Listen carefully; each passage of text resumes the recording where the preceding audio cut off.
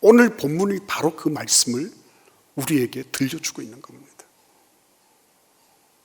에베소 교회를 향해서 이미 그리스도의 몸이 되어 있는데 이 사람들이 엄한 생각하는 거예요. 뭔가 좀 신기한 게 없나? 뭔가 좀 더 탁 눈을 시원하게 하는, 안구정화되는 뭔가가 없나? 아니면 내 귀에 신통방통하게 들리는 그런 신비한 무엇인가가 없나? 이런 거를 찾아다니고 있는 거예요. 여러분 어떻게 생각하십니까? 난 그럴 줄 알았어. 다 인생이라는 게 그런 거지 라고 생각한다면 더 이상 얘기할 게 없어요. 인생이라고 하는 게 다 그렇고 그런 거지. 그래서 더 이상 기대할 것도 없고 더 이상 바라볼 것도 없다. 그러면은 살아있지만 말 그대로 진전이 없는 삶이에요. 그냥 이 세상에서 자연적인 수명을 다하면 그냥 가버리는 허무한 셈이에요. 그러나 만약에 내 안에 어마어마한 보물이 있구나. 내가 그거를 진즉에 가지고 있었는데 이걸 내가 알지 못했구나. 그러면 어떻게 되겠어요? 달라지죠. 오늘 에베소서를 통해서 사도 바울은 이렇게 말씀하고 있습니다. 거기 이 말씀 같이 읽어볼까요? 12절 말씀을 한번 같이 읽어보겠습니다. 이는 성도를 온전하게 하며 봉사의 일을 하게 하며 그리스도의 몸을 세우려 하심이니라 그랬습니다. 이는이라고 하는 말은 무슨 말이에요? 그 앞에 있는 내용이죠. 그가 어떤 사람은 11절에 보시면 사도로, 어떤 사람은 선지자로, 어떤 사람은 복음 전하는 자로, 어떤 사람은 목사와 교사로 삼으셨다는 겁니다. 이것을 통해서 하나님이 의도하신 바는 그리스도의 몸을 세우기 위한 것이다. 이렇게 말씀하십니다. 몸을 세우기 위한 것이다. 의미가 있죠. 그리스도의 사상을 세우기 위한 것이다. 그리스도의 이념을 세우기 위한 것이다. 이렇게 말하고 있지 않아요. 그리스도의 무엇을 세우기 위함이라고요? 몸을 세우기 위함이다. 왜 이 말씀하셨을까요? 하필이면 그리스도에 더 귀중한 게 많이 있을 것 아니겠어요? 그죠? 근데 왜 하필 몸을 세우게 해달라 그럴까요? 그러니까 우리가 그때 당시의 에베소 교회의 배경으로 들어가 보는 게 필요하죠. 눈을 한번 크게 떠보시겠어요? 추석을 너무 격하게 지내신 것 같아요. 그래서 이 예배당 와서 한번 그 격하게 지낸 걸 휴식으로 한번 풀어보고자 이렇게 생각하신 분이 계시다면 좋아요. 그러나 만약에 내가 하나님 앞에 정신 똑바로 차리고 나에게 주어진 오늘이 지금까지 내 생의 마지막 주일 예배다라고 생각하고 주님 앞에 내 최선을 다해서 예배한다 그러면 눈을 동그랗게 뜨고 저 목사가 뭐라고 얘기하는지 들어보는 게 필요하겠죠. 이 설교를 준비하기 위해서 얼마만큼 많은 시간 동안 고민하고 애쓰고 또한 이것저것을 궁리했을까, 이런 것도 한번 생각해 봐야 되죠. 얼마나 기도했을까, 이런 것도 생각해 봐야 되겠죠. 그래서 저는 눈 동그랗게 이렇게 뜨고 계신 분들을 저는 굉장히 존경합니다. 그러나 눈을 감고 있다고 해서 제가 막 미워하거나 증오하거나 이런 건 아니에요. 그냥 눈 동그랗게 뜨고 저 목사가 뭐라 그러나 이렇게 하는 분들을 저는 존경합니다. 오늘 특별히 여러분 그때 당시로 들어가 보면 그때 영지주의라고 하는 이단들이 있었어요. 이 영지주의라고 하는 거는 이 물질 세계는 아주 악한 것이다. 그리고 보이지 않는 영의 세계는 아주 신비롭고 거룩하고 깨끗한 것이다.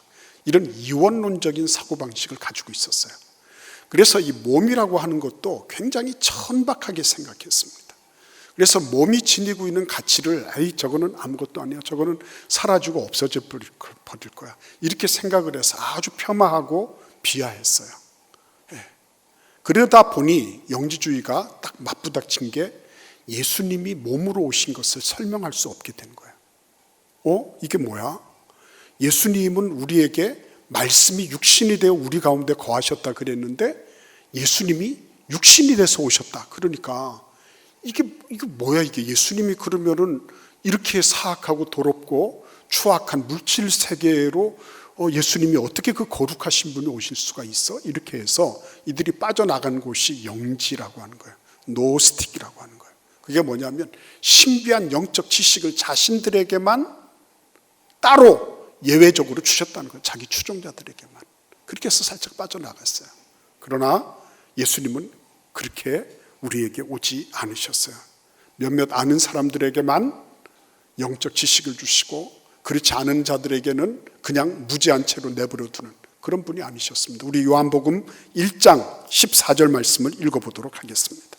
요한복음 1장 14절입니다. 같이 읽어보겠습니다. 말씀이 육신이 되어 우리 가운데 거하심에 우리가 그의 영광을 보니 아버지의 독생자의 영광이요 은혜와 진리가 충만하더라.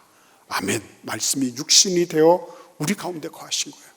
영지주의자들이 저건 추악한 거야, 저건 별거 아닌 거야, 저거는 악한 거라라고 생각했던 그곳을 예수님은 오히려 뒤집어서 그 육신의 몸을 입고 오셨는데 우리가 그분의 영광을 보니 은혜와 진리가 충만했다는 거예요. 아버지의 영광이 충만했다는 것입니다.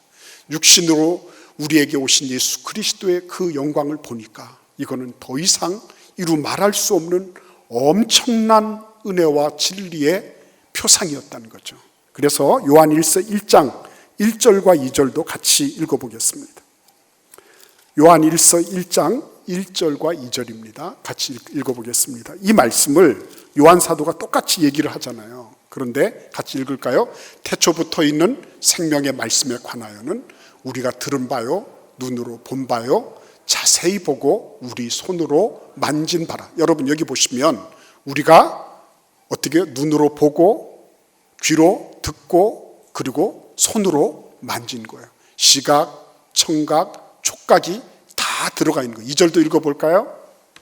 이 생명이 나타내신 바 된지라. 이 영원한 생명을 우리가 보았고 증언하여 너희에게 전하노니 이는 아버지와 함께 계시다가 우리에게 나타내신 바 된 이 신이라. 아멘. 예수님이요 저 가상현실의 AI로 오시지 않으셨어요. 예수님은 우리에게 심지어는 당신의 몸과 당신의 살과 피를 우리에게 주시며 맛보게 하실 정도로 우리의 오감 전체가 이분이 너무 신비로워서 우리가 감히 접근하지 못하겠다 이렇게 말하지 못하도록 우리가 보고 듣고 만지고 맛보고 할 수 있도록 예수님은 그렇게 구체적이고 실제적으로 우리에게 오셨다는 거예요. 그러니까 이 영지주의자들은 할 수만 있으면 이 육신의 것들을 자꾸만 떨어뜨리는 거죠. 이거는 육은 하는 게 다 그런 거야. 그러니까 우리는 영적으로 고상하게 살면 돼. 그래서 육신의 무엇을 자꾸만 폄하하고 그것을 부정적으로 회의적으로 말하도록 한 거죠. 근데 예수님은 그러지 않으셨어요. 하나님이 지으신 이 육신도 예수님은 그것을 사용하셔서 오히려 하나님 아버지의 영광을 드러내고 그리고 우리가 그 하나님 아버지가 어떤 분이신지를 구체적으로 알아나가는 일에 그 육신이 쓰여지도록 예수님은 우리와 함께 계셨던 거예요. 그러니까 하나님이 육신을 입고 우리에게 오셨다고 하는 것은 너무너무 신비한 비밀이에요. 이것은 우리가 감당하지 못할 거죠. 그러니까 우리도 어떤 거예요? 우리의 육신도 이게 다 이제 쭈글쭈글해지고 나중에 보면은 결국은 이게 흙으로 돌아갈 것이지만 그러나 우리 육신에는 뭐가 있는 거예요? 엄청난 가능성이 있는 거죠. 엄청난 가능성. 그러니까 그리스도의 몸을 세우신다고 할 때 그 가능성이 어떻게 되는 거예요? 극대화되는 거죠. 극대화. 우리를 선지자로 아니면은 목사로 교사로 여러 직임으로 우리를 부르신 목적은 뭐냐? 그리스도의 몸을 세우기 위한 것이다. 너희들이 생각하는 것처럼 그 몸이라고 하는 것이 눈으로 보이는 육신 물질, 부정적인 것으로 끝나는 것이 아니라 이것이야말로 그리스도의 몸을 세우는 구체적이고 실제적인 자원이다 라고 말씀하고 계신 거예요. 그러니까 몸은 우리의 정신이 중요하고 우리의 영이 중요하고, 맞아요. 그 말이 틀린 말은 아닙니다. 그러나 그만큼 중요한 게 뭐예요? 몸도 중요하다는 거예요. 내가 육신으로 존재한다는 것이 얼마나 중요한지 모르는 거예요. 육신으로 존재하는 것이. 어렸을 적에 어머니와 아버지와 스킨십을 많이 하는 거, 자녀들에게는 그게 보아죠. 보물이죠. 아버지는 특별히 자녀들에게 있어서, 아기들에게 있어서는 사회화가 필요한 존재예요. 어머니는 아기들이 자기하고 동의를 한다고 그랬어요. 근데 아버지는 어머니를 통해서 알게 되는 사회적 동물이에요. 그래서 아버지는 특별히 신경 써야 돼요. 여러분, 오늘 우리 본문 말씀 한번 볼까요? 에베소서 4장 보십시오. 거기 보시면 몸과 예수님의 관계를 뭐라고 얘기하고 있습니까? 몸과 예수님의 관계. 15절을 같이 읽어보겠습니다. 몸과 예수님의 관계. 오직 사랑 안에서 참된 것을 하여 범사에 그에게까지 자랄지라. 그는 머리니 곧 그리스도라. 아멘. 그죠? 예수 그리스도가 머리예요. 그리고 우리는 그의 몸입니다. 그죠? 그런데 몸이 어떻게 하는 거예요? 몸은 머리의 지령을 따라 움직이는 거예요. 머리의 지령을 따라. 머리의 지령을 따라 움직이면, 그러면요, 이게 차원이 달라지는 거죠. 그죠? 아까 제가 말씀드리기를 안중근이 어떤 생각 없이 바로 이 총구의 엄지손가락 두 번째 마디가 움직였다 그랬죠. 그런데 그 전에 뭐가 있었어요? 머리의 지령을 따라 그는 블라디보스톡에서 하얼빈까지, 하얼빈에서 다시 역에 들어와서 다방에 앉아 있다가 걸어 나와서 그 의장대와 군악대가 있는 그 사이로 잠입해 들어가는 이런 장면들을 머리가 다 한 거예요. 그 다음에는 뭐를 한 거예요? 머리가 하라 마라 하기 이전에 그는 벌써 이 방아쇠를 당기고 있었어요. 조준선 위에 딱 올라왔을 때. 더 이상 얘기할 게 없는 거죠. 여러분, 이 머리 대신 예수 그리스도, 거기에 우리가 뭘 하고 있는 거예요? 붙어 있는 거예요. 그래서 그분의 지령 속에, 그분의 말씀 속에, 지시 속에 우리가 있을 때 무슨 일이 일어나는 거죠? 구체적으로 많은 열매를 맺죠. 오늘 본문 말씀 속에도 뭐라 그랬어요? 13절에 보시면 우리가 다 하나님의 아들을 믿는 것과 아는 일에 하나가 되어 온전한 사람을 이루어 그리스도의 장성한 분량이 충만한 데까지 이를 것이다. 성장한다고 말씀하고 있어요. 성장할 것이다.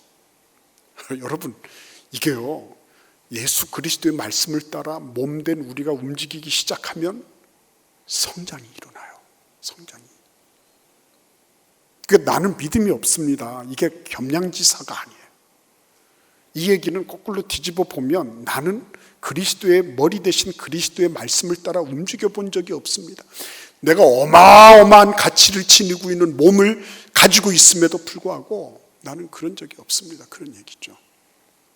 안타깝지 않습니까, 여러분? 로마서 6장으로 한번 같이 넘어가 보겠습니다. 로마서 6장 14, 15절을 읽어보겠습니다.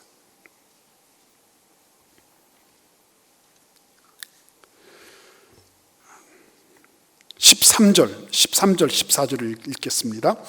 또한 너희 지체를 불의의 무기로 죄에게 내주지 말고 오직 너희 자신을 죽은 자 가운데서 다시 살아난 자 같이 하나님께 드리며 너희 지체를 의의 무기로 하나님께 드리라. 너희 지체, 이게 몸이죠. 근데 몸은 두 가지 기능밖에 할 수가 없어. 하나는 불의의 무기가 되든지 하나는 의의 무기가 되든지. 무기예요, 무기. 우리가 몸을 사용하는데 불의의 무기로 죄에게 내줄 수도 있고요, 아니면 의의 무기로 하나님께 드릴 수도 있는 거예요. 이 몸은 무한한 가능성과 엄청난 잠재력을 가지고 있는 거예요. 내가 이 몸을 어떻게 쓰느냐는 따라서. 그런데 그리스도의 몸과 머리가 연결된다라고 하면 그때는 어떤 일이 있습니까? 요한복음 15장으로 가보겠습니다. 요한복음 15장 5절 말씀을 우리 같이 읽어보도록 하겠습니다. 요한복음 15장 5절입니다. 나는 포도나무요 너희는 가지라. 그가 내 안에 내가 그 안에 거하면 사람이 열매를 많이 맺나니 나를 떠나서는 너희가 아무것도 할 수 없습니다. 아멘. 네. 이 사람은 뭘 한다고요? 머리 대신 그리스도와 연결되어 있으면 당연히 열매를 많이 맺어요. 열매를 많이 맺습니다. 그러니까 권총 한 자루, 탄환 7발, 그리고 100루블을 지니고 있는 31세 청년이 전 세계를 뒤집어 놨죠. 중국은 이 안중근 의사의 이 사건을 가지고 대오각성했습니다. 손문으로부터 시작해서 수많은 성각자들이 저 조선의 젊은이들이 몇 억 중국 대륙이 할 수 없는 일을 저 청년이 해놨다 그랬어요. 자기들은 엄두를 못 냈거든요. 이또 히로부미가 자기 나라 땅에 들어와서 이곳저곳을 활보하고 돌아다니고 의장대 사율받고 이러고 있어도 뭐 하나 꼼짝하지 못했거든요. 근데 저 조선의 젊은이가 권총 한 자루, 탄환 7발을 가지고 100루블 가지고 와서 이 어마어마한 일을 해냈다. 이거는 중국은 부끄러워할 일이고 조선은 자손 천대의 얘기를 할 그런 거사다. 이렇게 얘기를 한 사람들이 있어요. 여러분, 머리 대신 예수 그리스도와 연결된다고 하는 것은 그런 면에서 생각해 보면 우리에게 와, 그러면 난 뭐 그런 뭐도 없는데 어떻게 합니까? 이렇게 생각할 수도 있어요. 여러분 보십시오. 다윗이 그럴 만한 뭐가 있었나요? 그런데 그에게 있었던 건 뭡니까? 물맷돌 5개, 자갈 5개, 물매를 돌릴 수 있는 막대기 조그만 거 하나. 그러니까 골리앗이 야, 네가 나를 개로 여기고 막대기 가지고 오니? 이렇게 말했잖아요. 이 물매를 막대기에 감아서 그래서 휑휑휑 해서 싹 치는 거예요. 근데 자갈돌 5개, 빤대돌 5개, 그 엘라 골짜기를 저희도 가봤거든요. 가봤는데 뭐 별 그건 없어요. 그냥 이렇게 돼 있고 여기 골짜기가 있고 이쪽으로 이렇게 돼 있고요. 그냥 사방이 확 트여 있는 그런 곳이에요.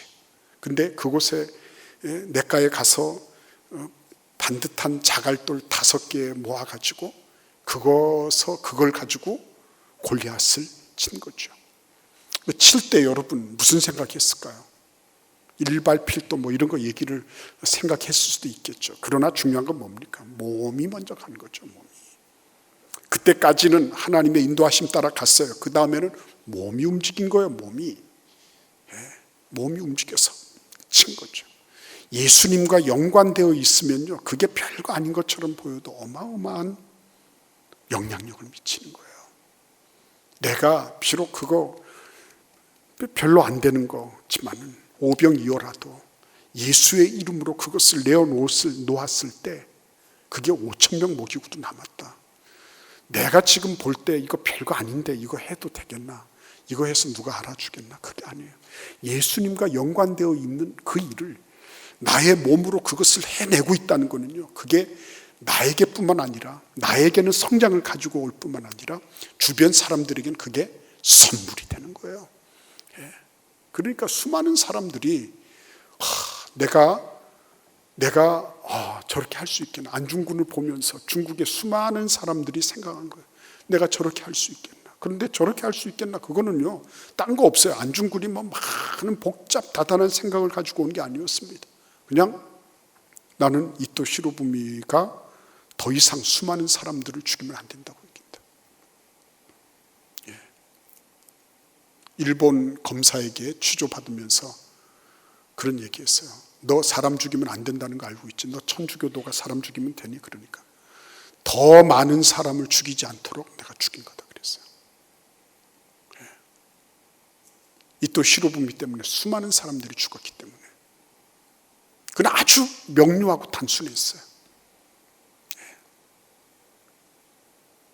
그리고 그 일을 해냈습니다. 여러분, 예수님을 보시기를 바랍니다. 예수님에게 뭐가 있었어요? 그래도 안중근에게는 우덕순이라고 하는 동지가 있었습니다. 예수님에게는 옆에 아무도 없었습니다. 십자가 달리실 때 그 누구도 예수님 곁에 없었어요. 심지어는 하나님 아버지께서도 그를 죄에 대한 대속물로 내놓으셨기 때문에 어찌하여 나를 버리십니까? 할 정도였어요. 그러나 예수님은 그 길을 당신의 몸으로 가셨어요. 입으로 가신 게 아니었습니다. 논리로 가신 게 아니었습니다. 당신의 몸으로 가셔서 십자가에 달리신 거예요. 오늘 여러분, 우리가 살아가는 거 많은 문제들이 있죠. 해결해야 될 수많은 일들이 있습니다. 그러나 내가 예수님과 연결되어 예수 그리스도의 말씀에 의지해서 하는 그 작은 거, 그게 물맷돌 5개일 수도 있어요. 그게 모세의 지팡이처럼 그 별거 아닌 것처럼 보일 수 있어요. 그러나 하나님과 연결되어서 행하는 그 일에는 홍해도 가르고요, 골리앗도 넘겨드리고요, 5,000명도 먹이고 남음이 있는 그런 일들을 하나님은 행하고 계신 거예요. 우리가 우리 스스로를 내다보면서 나는 별거 아니야, 뭐 내가 해서 뭘 하겠어. 그러나 여러분은 허스트의, 윌리엄 랜돌프 허스트의 그 보물창고와 같은 그곳에 여러분의 엄청난 보물을 쟁여놓고 먼지만 씌우고 있는 것은 아닐까 생각해 볼 필요가 있는 거예요. 하나님, 내가 녹슬어서 내 몸 하나 건사하고 내 몸 하나 잘 이렇게 해서 그냥 안 아프게 그냥 살다가 가게 해 주십시오. 녹슬어서 가는 게 아니라 하나님, 내가 살아있는 한, 호흡이 붙어있는 한, 그래도 내가 그냥 달아 없어지기까지 주님 나라 영원한 기업을 위해서 내가 한번 써보겠습니다.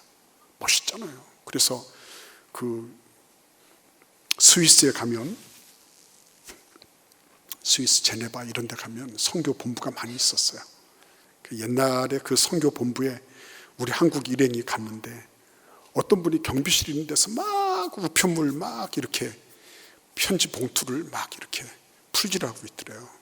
그래서 이제 그 우리 한국 일행 중에 한 분이 안내하는 분한테 물은 거예요. 저분이 누군데 저렇게 열심히 우편물 풀질하고 있냐고. 그랬더니 하는 말이, 저분은 아프리카 선교사 하다가 오셔가지고 지금은 이제 어려운 일 많이 못하니까 풀질이라도 하겠다고 오셔가지고 저거 자원봉사하고 있습니다.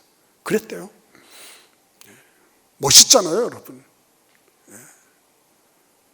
여러분께서 오늘도 우리 주님은 그냥 사상으로, 개념으로, 이론으로 우리에게만 오신 게 아니었어요. 몸으로 오셨습니다.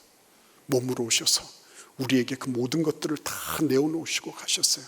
오늘도 몸으로 오신 그 예수님께서 우리에게 선물이 되시고 우리에게 영원한 영생을 허락해 주셨어요.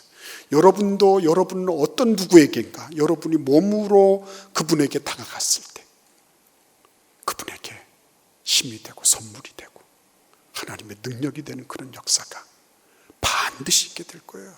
그래서 오늘 여기도 보시면 그리스도의 장성한 분량이 충만한 데까지 이를 것이다. 얼마나 멋있습니까? 그렇죠? 딴 데 가서 찾지 마십시오. 뭐 주변에 뭐 새로운 게 있나 그러지 마십시오. 내 안에 벌써 하나님이 주신 어마어마한 보물이 있는 것을 알고 그 보물 잘 활용하시는 은혜와 축복이 있기를 간절히 기원합니다. 기도하겠습니다. 고마우신 주님, 감사합니다. 주님.